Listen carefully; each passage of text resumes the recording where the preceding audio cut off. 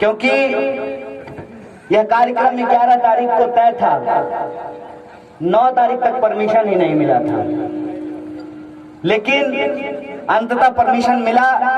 इसके लिए मैं प्रशासन को धन्यवाद करता हूं और विभिन्न न्यूज पोर्टल चलाने वाले जो मीडिया बंधु हैं, जो मीडिया के साथी हैं, उनका मैं क्रांतिकारी स्वागत करता हूं, आपका हार्दिक अभिनंदन करता हूं।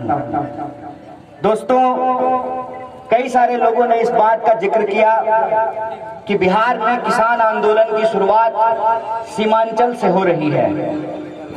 थोड़ा सा मैं इसमें एक बात जोड़ना चाहता हूं।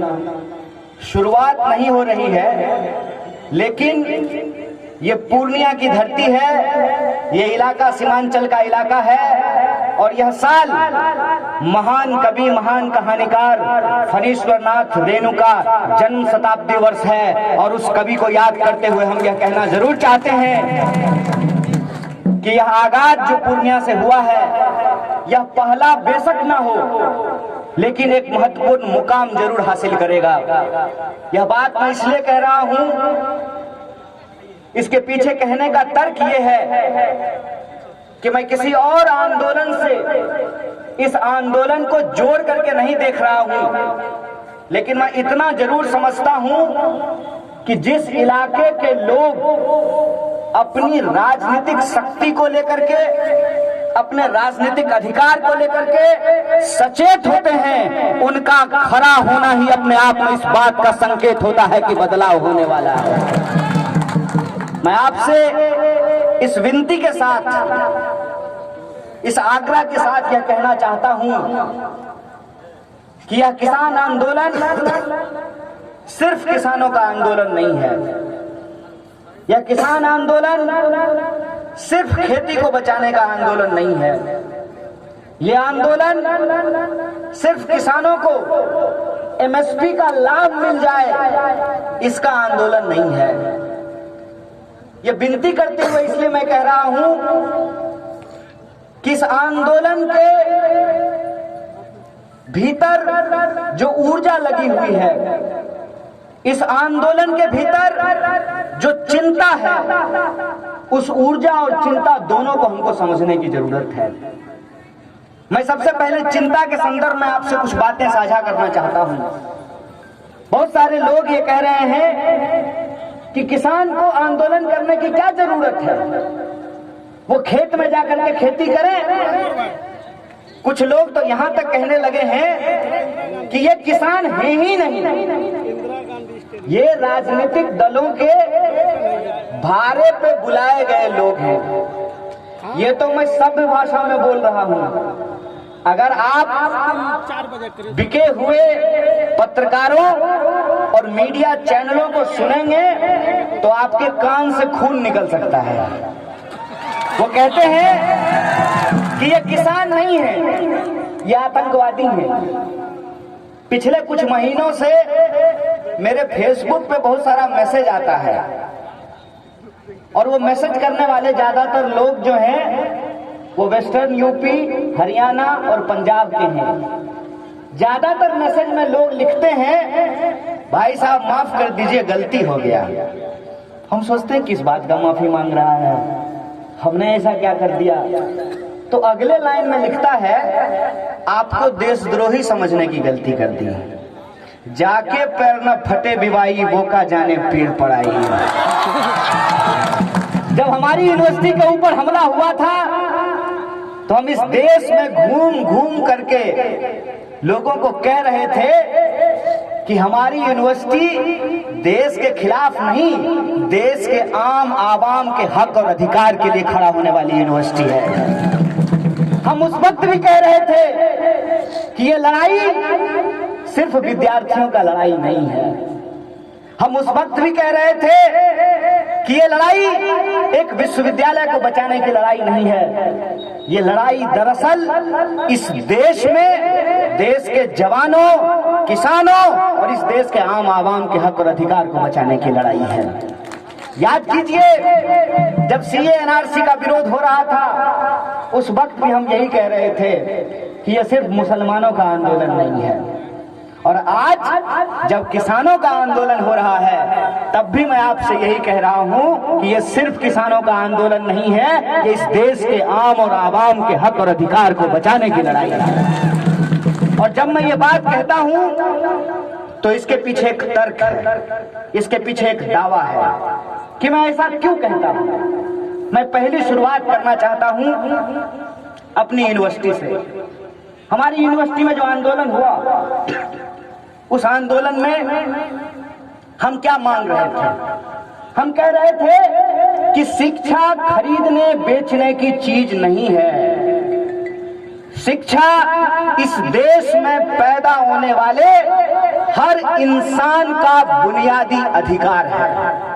हम कह रहे थे कि आपको जितनी परीक्षा लेनी है ले लीजिए, आपकी इच्छा हो तो अग्नि परीक्षा ले लीजिए, लेकिन अगर हमारे भीतर काबिलियत है तो हमको पढ़ने लिखने का अधिकार होना चाहिए। और ये हम आपसे भीख नहीं मांग रहे हैं, ये हमारा बुनियादी अधिकार है, इसको हम आपसे मांग रहे हैं और इसको हम लेकर के रहेंगे। तो बहुत सारे लोगों ने कहा कि शिक्षा सस्ती अच्छी क्यों होनी चाहिए? जिसके पास पैसा है वो पढ़े, जिसके पास पैसा नहीं है वो नहीं पढ़े। तो मैं एक सवाल आपसे पूछना चाहता हूं, अगर ऐसा ही होता कि जिसके पास पैसा है वही पढ़ सकता है, तो क्या इस देश में डॉक्टर बाबा साहब भीमराव अंबेडकर देश का संविधान लिख पाते?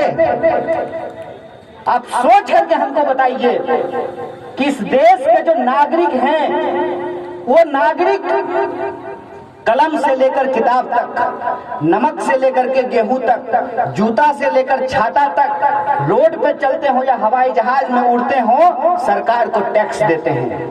हम सरकार को टैक्स देते हैं नहीं देते हैं? ऐसा तो नहीं है ना कि सिर्फ अरबपति खरबपति लोग ही टैक्स देता है, हम लोग भी टैक्स देते हैं। जब मोबाइल खरीदते होंगे तो मोबाइल के दाम के नीचे लिखा रहता है ना, inclusive of all taxes, Hindi में लिखा रहता है सभी कर सहित। तो हम अपने खरीद में जो भी सामान हम खरीदते हैं, हम सरकार को टैक्स देते हैं। सरकार को हम टैक्स क्यों देते हैं? सरकार को हम टैक्स इसलिए देते हैं कि सरकार हमको सुरक्षा दे सके।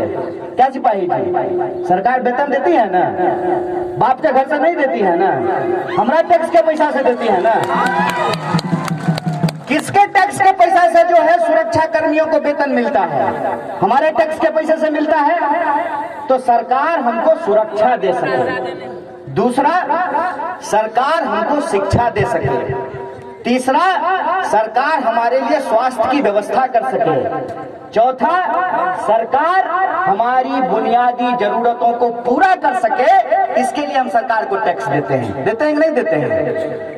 सरकार अगर हमारे लिए शिक्षा की व्यवस्था नहीं करे, सरकार अगर हमारे लिए स्वास्थ्य की व्यवस्था नहीं करे, सरकार अगर हमारी सुरक्षा की व्यवस्था नहीं करे, तो सरकार को टैक्स हम क्यों दें? ये सवाल हमारे मन में आना चाहिए ना। सरकार को हम टैक्स क्यों देते हैं? ताकि सरकार हमारी बुनियादी जरूरतों को पूरा कर सके। अब एक सवाल मैं आपसे पूछना चाहता हूं, क्या सरकार हमसे टैक्स लेकर के हमारी बुनियादी जरूरतों का पूरा कर पाती है? क्या हमारी बुनियादी जरूरतों को पूरा करना सरकार की जिम्मेवारी है कि नहीं है? तो सरकार का विरोध करना देशद्रोह कब से हो गया? प्रधानमंत्री देश है, भाजपा देश है, सरकार देश है। क्या नरेंद्र मोदी से पहले इस देश का कोई प्रधानमंत्री नहीं बना था? क्या भाजपा से पहले इस देश में किसी की सरकार नहीं बनी थी? तो सरकार का विरोध करना कब से देशद्रोह हो गया है? ये एक साजिश है। क्या साजिश है वो आप समझ लीजिए। गांव में अगर किसी विधवा की जमीन कब्जा करना हो तो पहले उस विधवा को बदचलन साबित किया जाता है, पहले उस विधवा को डायन साबित किया जाता है। फिर जब उस विधवा की जमीन कब्जा कर ली जाती है तो उस विधवा की बात न थाने में सुनी जाती है, न मुखिया सुनता है, न सरपंच सुनता है, न एमएलए सुनता है, न मंत्री सुनता है, और उस विधवा की जमीन कब्जा कर ली जाती है। आपको नहीं लगता है कि जेएनयू के विद्यार्थियों के साथ ही यही बर्ताव किया गया? ये बोल करके कि जेएनयू के विद्यार्थी देश को तोड़ना चाहते हैं। क्या भाई, कुरकुरे का पैकेट है? देश हमारा कुरकुरे का पैकेट है कि हलवा है कि चम्मच लेंगे उठा करके खा लेंगे? जो तरीका इन्होंने जेएनयू के साथ अपनाया था वही तरीका उन्होंने इस देश के भीतर जो सीए एनआरसी का विरोध कर रहे थे उनके साथ अपनाया कि नहीं अपनाया? उनको देशद्रोही बोला कि नहीं बोला? उनको आतंकवादी बोला कि नहीं बोला? और वही तरीका ये आज देश के किसानों के साथ अपना रहे हैं कि नहीं अपना रहे हैं? तो हमारी बारी आई थी, तुम्हारी बारी आई, और पुलिस वाले याद रखिएगा आपकी भी बारी आएगी। डंडा चलाते हैं आप हमारे ऊपर, याद रखिएगा ये सरकार जब आपका पेंशन बंद कर देगा ना तब आपके लिए बोलने वाला कोई नहीं होगा। ये याद रखिएगा कि ये ऐसे लोग हैं जो इस देश के आम आवाम को आपस में लड़ा करके इस देश को बेचना चाहते हैं। इस बात को आप अपने दिमाग में डाल लीजिए। इस देश के एक एक इंच जमीन को अपने मालिकों के हाथ में गिरवी रख देना चाहते हैं। भाजपाई लोग, हमको इंतजार है इस बात का सर, हम आपको बता रहे हैं। अभी पंजाब हरियाणा का लोग हमको मैसेज करके बोलता है कि सर गलती हो गया। भाजपाई रोते रोते मेरे पास आएगा, कहेगा सर गलती हो गया, आपका बात नहीं समझे थे। हम इंतजार कर रहे हैं उस दिन का, आपको हम बता देते हैं। हमको मोदी जी से कोई दुश्मनी है क्या? हमको इतना फुर्सत है? माए बाप इसीलिए हमको पढ़ाया लिखाया, माए बाप हमको इसीलिए पीएचडी कराया कि हम प्रधानमंत्री से दुश्मनी पालते चले? हमको इतना फुर्सत है कि हम अमित शाह से इतना दुश्मनी करें? अमित शाह के बेटा को देखे हैं कैसा लगता है? मेढक मत बोलिए। किसी भी इंसान के ऊपर व्यक्तिगत टिप्पणी नहीं करनी चाहिए। कभी उसको कोई मेढक कह देता है, कभी सुअर बोल देता है। एक बात हमको बताइए, अरे हमारे पिताजी गृह मंत्री थोड़ी हैं कि हम बीसीसीआई का सेक्रेटरी बन जाएंगे। जया शाह के पप्पा देश के गृह मंत्री हैं तो वो बीसीसीआई के सेक्रेटरी बन जाए।